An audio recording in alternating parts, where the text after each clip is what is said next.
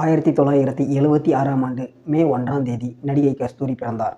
1991ஆம் ஆண்டு வெளியான ஆத்தாவின் கோயிலிலே திரைப்படத்தின் மூலமாக தமிழ் திரைப்பட உலகில் அறிமுகமானார்.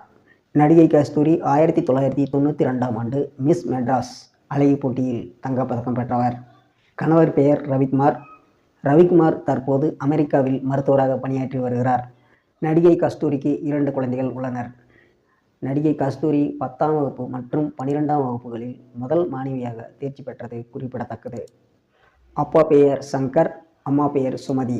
நடிகை கஸ்தூரி சத்யராஜுடன் அமைதிப்படை திரைப்படத்தில் நடித்தது இங்கே கவனிக்கத்தக்கது. நடிகை கஸ்தூரி சமூக சேவகி மற்றும் அரசியல் விமர்சகர் ஆவார். அதே சமயம் நடிகை கஸ்தூரி மாடலிங் துறையிலும் சாதித்துள்ளார். கஸ்தூரியை பற்றி உங்களுக்கு மேலும் ஏதாவது தகவல் தெரிஞ்சால் கமெண்ட்டில் பதிவு பண்ணுங்கள். நன்றி.